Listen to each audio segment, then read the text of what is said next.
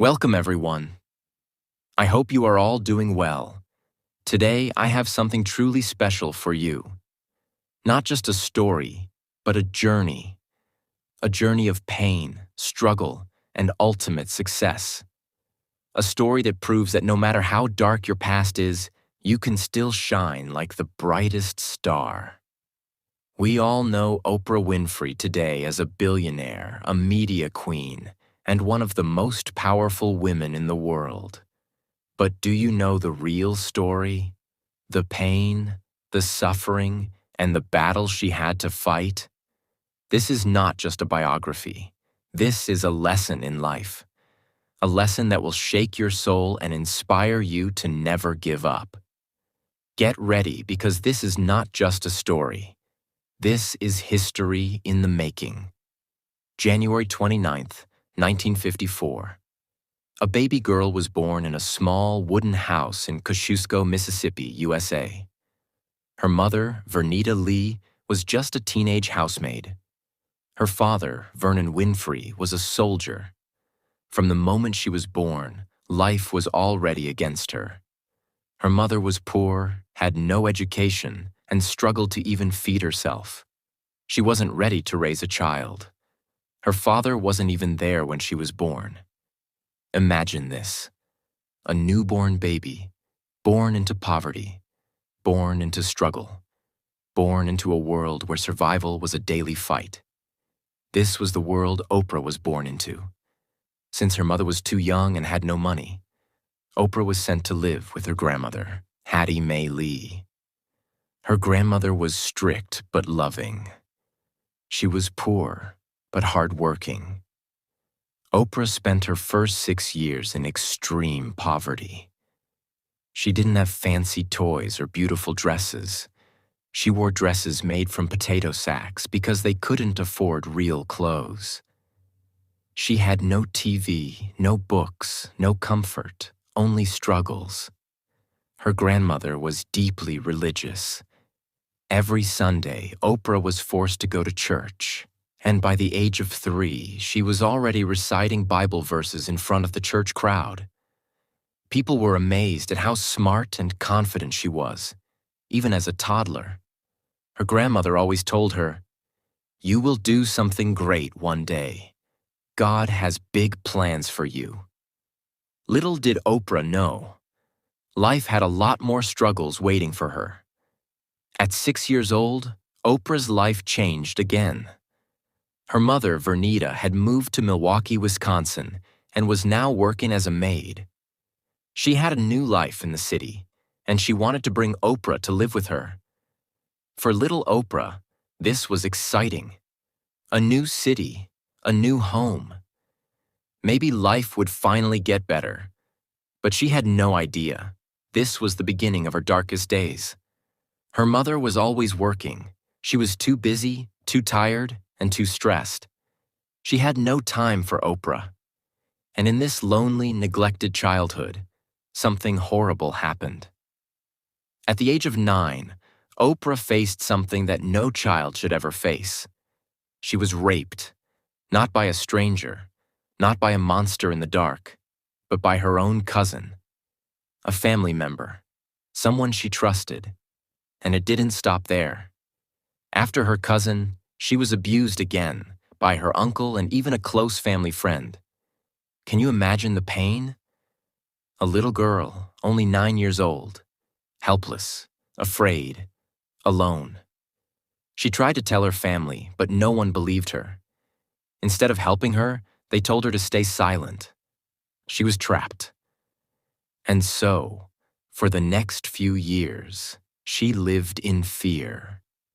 She lived in pain. And then, at just 14 years old, she got pregnant.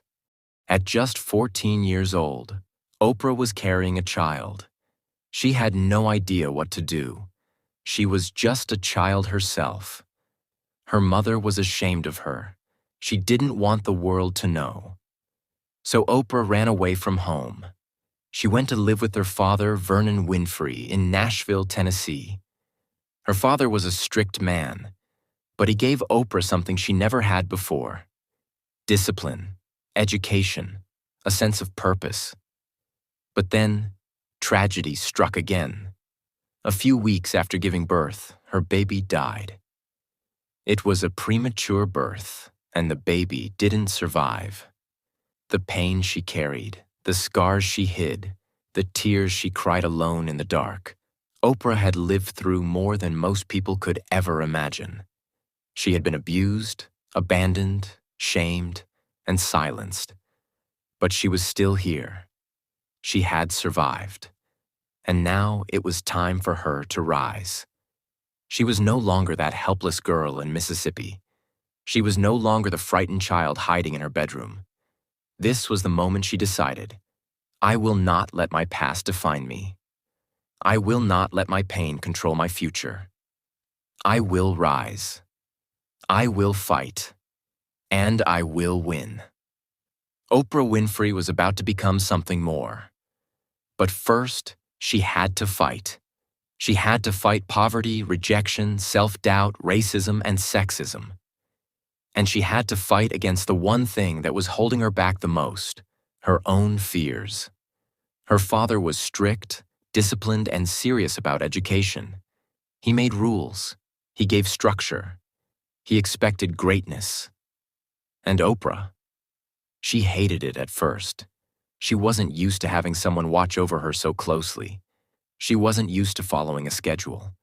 But over time, something changed. She started to see what her father saw: potential. For the first time, someone believed in her. For the first time, someone pushed her to be more. Her father made sure she did her homework every night. He gave her books to read. He taught her lessons about life. And most importantly, he taught her to speak. She started entering public speaking competitions. At first, she was nervous. Her voice would shake. Her hands would tremble. But then, something amazing happened. When she spoke, people listened. Her words had power. Her voice had strength. And for the first time in her life, she felt like she mattered. That was the moment everything changed. She wasn't just a girl from a poor town. She wasn't just a victim. She was Oprah Winfrey, and she was about to change the world. One day, Oprah entered a public speaking competition. She stood on stage in front of hundreds of people. She took a deep breath. And then she spoke. She spoke about her life. She spoke about pain, struggle, and hope. She spoke about never giving up. When she finished, the audience was silent. And then, applause. People stood up and clapped. They weren't just clapping for her speech. They were clapping for her story. They were clapping for her strength. That day, she won the competition. And with it, she won a full scholarship to Tennessee State University. A poor girl, a broken girl, a girl who had nothing, now had a chance to have everything. She packed her bags, she left behind the pain of the past, and she stepped into a new world. At Tennessee State University, Oprah planned to study communication. She didn't know what she wanted to do yet, but she knew one thing. She loved to talk.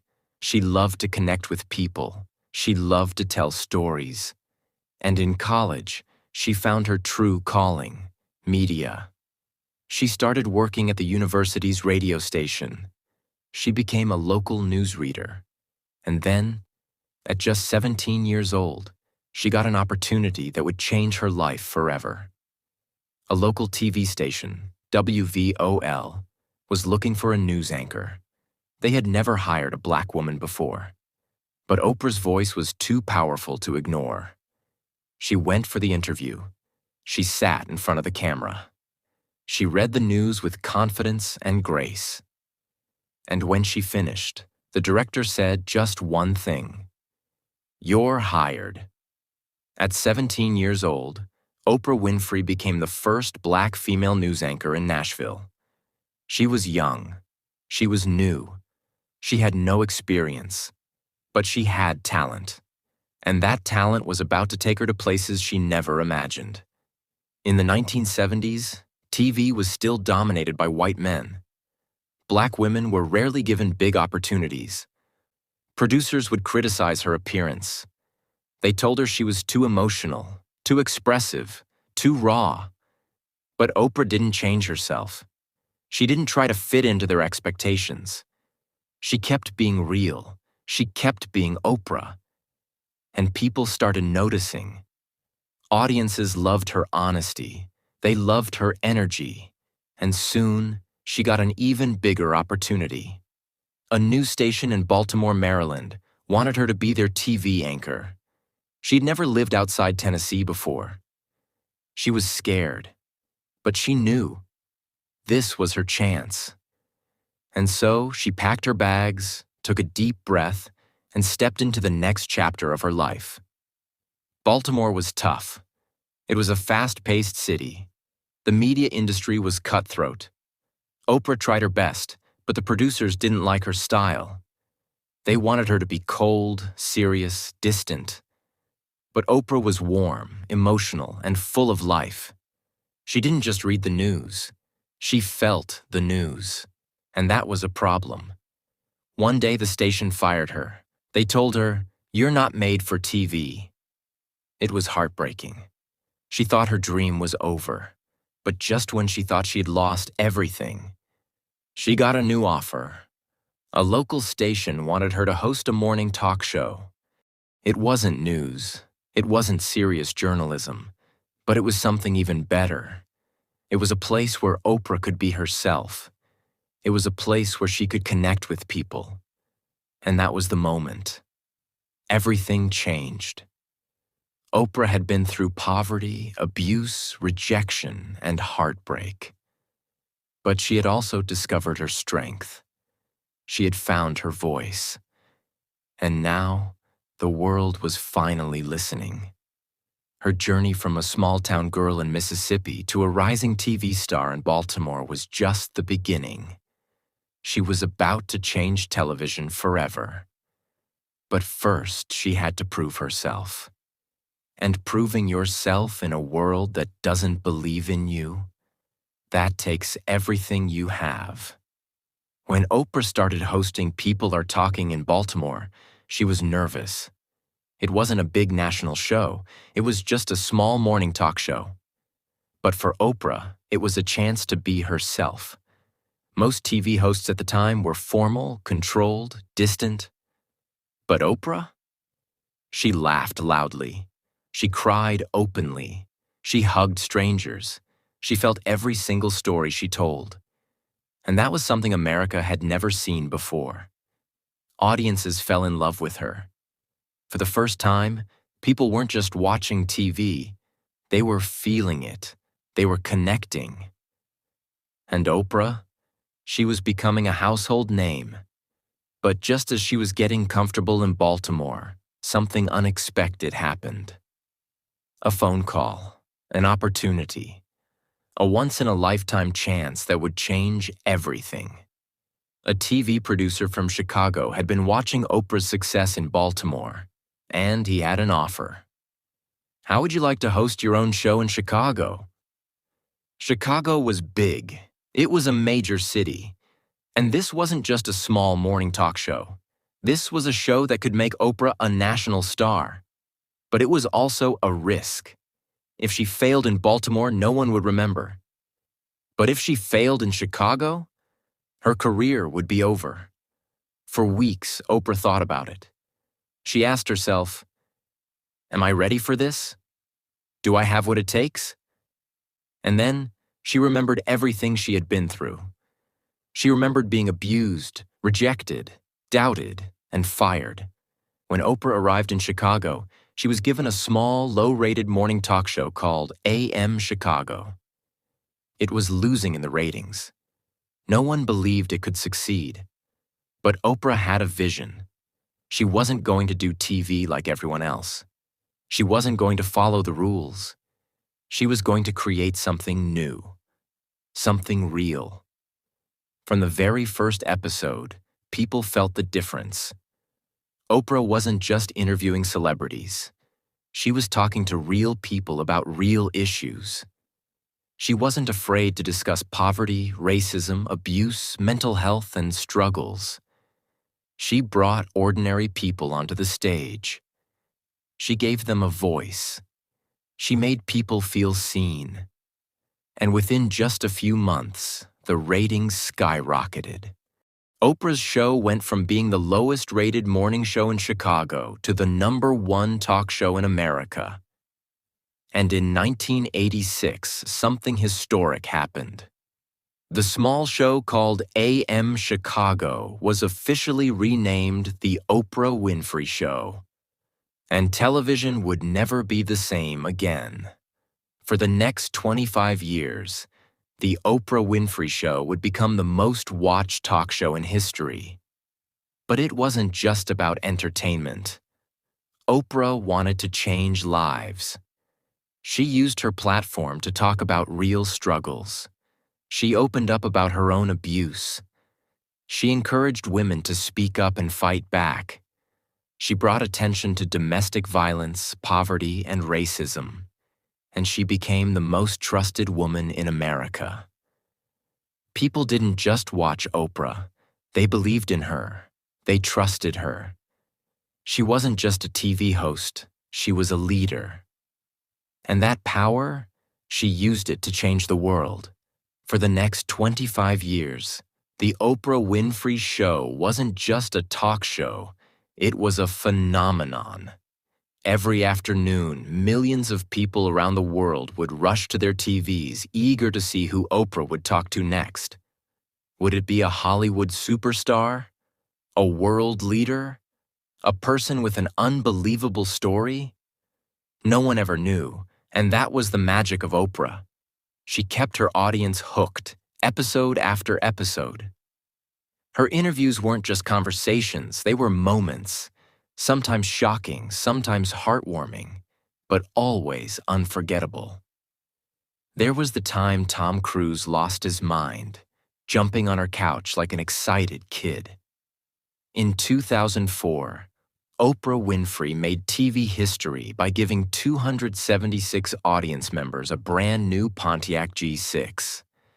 She excitedly shouted, "You get a car, you get a car, everybody gets a car." The audience screamed, cried, and celebrated as they found car keys under their seats. The giveaway was life-changing, but winners had to pay around $7,000 in taxes on their cars. Despite this, the moment became a symbol of generosity, hope, and life-changing kindness, proving that giving can make a real impact. And who could forget the legendary Michael Jackson interview? For the first time, the king of pop sat down and revealed secrets about his life, his music, and his struggles, an episode that over 90 million people watched worldwide. But it wasn't just about celebrities. Oprah gave a voice to ordinary people with extraordinary stories. Survivors, heroes, dreamers, people who had overcome impossible odds. If you had a story that could inspire the world, Oprah wanted to hear it. And through it all, she wasn't just a TV host. She was a queen of inspiration. She didn't just entertain. She changed lives. Her words lifted people up. Her advice turned dreams into reality. And her paycheck? Oh, it was big.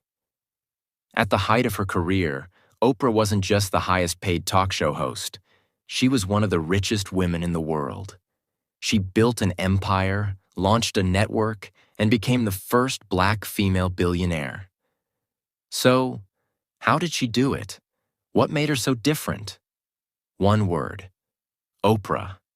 She wasn't just asking questions. She was changing the way people thought, felt, and believed in themselves. And that's why, even today, The Oprah Winfrey Show remains one of the most powerful and unforgettable shows in history. As Oprah became one of the richest women in the world, she never forgot where she came from. She remembered the little girl in Mississippi who had nothing, and she decided, She was going to give back. She built schools for girls in Africa. She donated millions to education, healthcare, and women's rights. She fought for justice. She created charities to help children who had suffered abuse, just like she had. Because for Oprah, success wasn't just about fame and money. It was about helping others rise too. Even with all her success, Oprah still had critics. People said she was too emotional. They said she was too powerful. They said she was too rich. And they tried to tear her down. But Oprah, she never let them stop her. She knew who she was. She knew what she stood for. And no matter what people said, she kept moving forward. For 25 years, the Oprah Winfrey Show was more than just a talk show. It was a movement. Oprah had interviewed thousands of people. She had given away millions in scholarships, homes, and life-changing gifts. She had helped survivors find their voices and strangers find hope. But in 2011, Oprah made an announcement that shocked the world. She was ending the Oprah Winfrey Show. After 25 years of changing lives, she was walking away. People couldn't believe it. Why would you leave when you're at the top? Why end something so successful? But for Oprah, the answer was simple. I have done everything I can with this show. Now it's time to do more. And so, on May 25th, 2011, after 4,561 episodes, Oprah stood on her stage for the last time. She thanked her viewers, she thanked her team, she thanked the world, and she walked away with no regrets. Because she knew her journey wasn't over, it was just beginning. Oprah wasn't just leaving TV, she was reinventing it. She didn't want to just be a host anymore. She wanted to be a creator. She wanted to own the stage. So she launched OWN, the Oprah Winfrey Network. It was her own TV network, a place where she could tell the stories that mattered. At first, it struggled. The ratings were low. People said it was a failure. Oprah made a mistake, they whispered. She should have just stayed on TV. But Oprah, she didn't listen. She worked harder. She believed in her vision. And within a few years, OWN became one of the most successful networks in history. Because that's what Oprah does. She doesn't fail. She rises. Oprah Winfrey became the richest Black woman in the world. Her net worth? Over $2.8 billion. But her true wealth? It wasn't in the money. It was in the lives she changed. She became a media mogul, owning TV networks, magazines, and production companies. A best-selling author, writing books that inspired millions. A global influencer, helping elect the first Black U.S. President, Barack Obama. A humanitarian, donating hundreds of millions to education, women's rights, and poverty relief. She didn't just become successful. She became a force of nature, a living legend, a symbol of what's possible. If there was one thing Oprah believed in, it was education. Because education had saved her. It had given her an escape from poverty. So she made it her mission to help others get the same chance. She opened the Oprah Winfrey Leadership Academy for girls in South Africa. She personally selected the students. She visited them. She mentored them. Because she knew one educated girl can change an entire generation. And that was Oprah's real legacy. Even with all her success, Oprah never had it easy. She was a Black woman in an industry controlled by white men. She was told she wasn't pretty enough. She was mocked for her weight. She was criticized for being too emotional. People tried to tear her down. But every time they pushed her, she pushed back harder. Because Oprah didn't let racism, sexism, or criticism stop her. She used them as fuel. She used them as motivation. She took every insult, every doubt, every rejection, and she turned them into power. Oprah owns some of the most luxurious homes in the world. Each one is a reflection of her success. 1. The Promised Land Mansion, Montecito, California. Worth $100 million. Size, 23,000 square feet. Features: 6 bedrooms, 14 bathrooms, 2 theaters, a massive library, a wine cellar, a private rose garden, an infinity pool, a 3,000-acre backyard. Oprah calls this home the Promised Land. Because when she was a little girl, she used to dream about having a big house with beautiful gardens. That dream is real. She wakes up every morning to ocean views, peaceful mountains, and endless space. She created her own paradise. 2. Her Hawaiian estate, Maui, Hawaii, worth $200 million. Size, over 1,000 acres.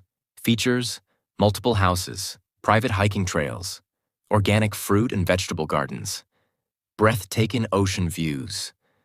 Oprah's home in Hawaii is where she finds peace. She spends her mornings walking barefoot on the grass. She picks fresh fruits from her own trees. She lives close to nature. Because for Oprah, true wealth isn't just about money. It's about health, happiness, and freedom. 3. Telluride Mansion, Colorado, worth $14 million. Features: a private ski resort, a high-tech home theater, a luxurious spa, heated driveways to melt the snow. Oprah loves this house because she enjoys skiing in the mountains during the winter. She has everything she needs to relax, unwind, and enjoy life. Oprah doesn't wait in long airport lines. She flies in her own private jets. She owns Gulfstream G650, worth $75 million. Global Express XRS, worth $42 million. With these jets, she can fly anywhere in the world at any time. Because she knows that time is the most valuable thing in life. Oprah isn't obsessed with cars. But when she buys one, she goes for the best. Some of her cars include Rolls-Royce Phantom, worth $450,000 Tesla Model S, worth $90,000 because she believes in clean energy. Cadillac Escalade, worth $100,000, her daily ride. Her cars are about comfort, power, and style. Oprah Winfrey's inspirational speech. There will be moments in life when you feel lost, when you feel like the world is against you. I know this because I have been there. I was born into poverty. I faced rejection. I suffered pain that no child should ever endure. But I stand before you today as proof that your past does not define your future. Every single person listening to me right now, you have a purpose. You have a gift inside you. But the world will try to tell you that you're not good enough, that you can't make it, that your dreams are too big. I'm here to tell you, that is a lie. I want you to look at yourself in the mirror and say, I am enough. I am worthy. I am powerful. Because the moment you believe it, everything changes. Success is not about where you come from. It's about where you are going. It's about what you choose to do every single day. Do you sit and complain about your struggles? Or do you stand up, take control, and fight for the life you deserve? You will fail. You will fall. You will hear no more times than you can count. But let me tell you something. Every no brings you closer to a yes. Every failure is a lesson. Every setback is a setup for your comeback. You don't have to be the smartest. You don't have to be the richest. You don't have to have all the answers. But you do need one thing: the belief that you are capable. I am living proof that no matter where you come from, no matter what you have been through, you can rise, you can succeed, and you can change the world. So today, I want you to promise me something. Promise yourself that you will stop doubting, stop waiting, and stop making excuses. You were not born to live an average life. You were born for greatness. Now go. Go after your dreams. Go after your purpose. And never, ever give up.